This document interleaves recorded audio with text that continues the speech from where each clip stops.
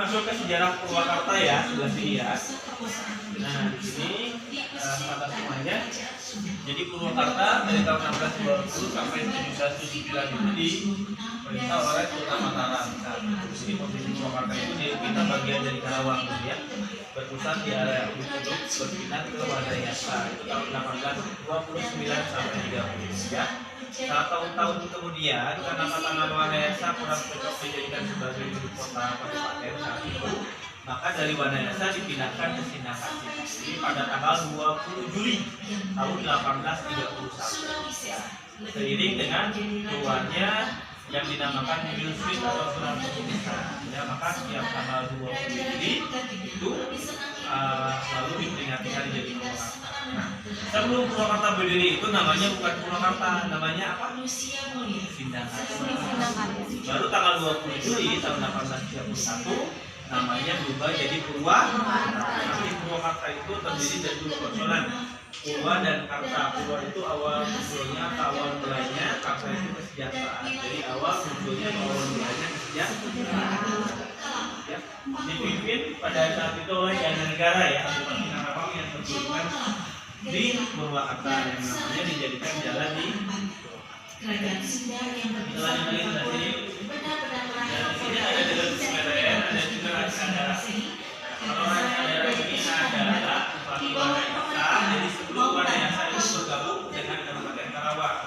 Jadi dia punya bupati sendiri di saat itu, namanya Raden Sunda di Karawang ya, atau lebih dikenal dengan akhir kerajaan Sunda. Beliau ini bupati Kerajaan yang Sunda mempertahankan disebabkan hak dari oleh kaum dua faktor. petani Pertama, Wanayasa penyebaran Islam semakin intensif, dan kedua, situasi politik dalam negeri kerajaan Sunda yang tidak stabil.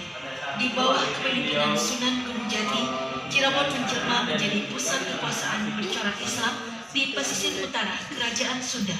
Dua pelabuhan utama kerajaan Sunda, Banten 1526 dan Sunda Kelapa 1527, jalur menuju dan Abun lihat ini. kerajaan Sunda menjadi dengan membangunnya yang sekarang sama air mancur, ada lagi Pendopo, Masjid Agung serta ya. Pula dalam bidang pendidikan pun membangun sekolah Hindia Belanda pertama, yaitu namanya apa? Namanya Normal School atau Special School ya. Nah, yang sekarang ini jadi UPI Purwakarta. Ya, yang besar Baik Asih. Ada rumah sakit Baik Asih juga ya. Lanjut lagi, nah ini Pendopo Purwakarta ya. Pendopo Purwakarta itu yaitu para berkumpulnya Bupati Karawang. Lanjut lagi. Nah, ini ujung tombak dari akhirnya Purwakarta. Kenapa kok namanya Purwakarta ini dari huruf ini ya? Yang dulu tadi saya sebutkan, kenapa sih Purwakarta? Nah ini jawabannya, karena seiring dengan keluarnya huruf ini ya, nama Purwakarta, nama Sindangkasih itu berubah menjadi Purwakarta ya. Artinya adalah awal munculnya kesejahteraan. Ini ditulis dengan bahasa Belanda ya. Lanjut lagi, ini adalah area Rancadara. Kenapa disebutnya Rancadara? Karena pada saat itu ada konflik kepentingan antara orang kolonial dengan masyarakat pribumi dari Wanayasa ya. Pada saat itu mereka membuka area perkebunan teh dan pinus ya. Tidak terima saat itu, upahnya tidak dibayar, sering mendapatkan perlakuan yang tidak menyenangkan. Akhirnya mereka protes di daerah Pasir Panjang. Pasca kejadian tersebut sampai sekarang karena banyaknya korban jiwa, maka daerah tersebut sampai sekarang disebut Rancadara atau Rawadan ya. Itu sejarah kenapa terbentuknya, makanya kenapa penelitian atau riset pertama kali kebun teh itu ada di daerah Wanayasa ya, sebelum ke daerah Malabar, Pangrejen dan lain-lain ya, ke daerah itu. Kita lanjut ya.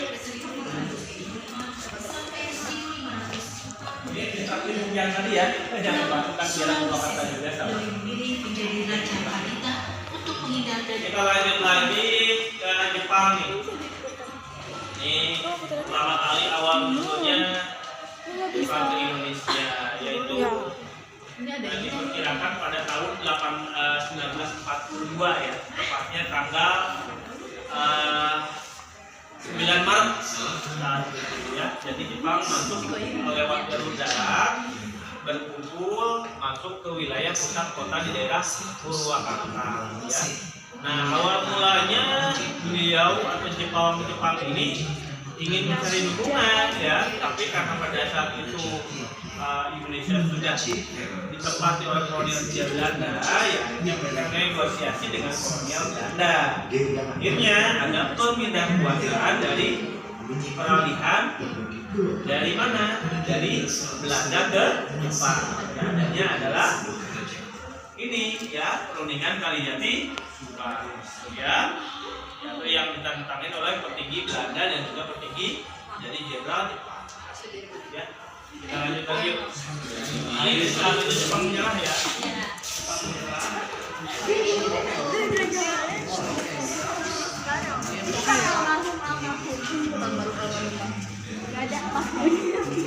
Almarhum Pak. Ini lagi rencananya pertama kali ditandatangani ya.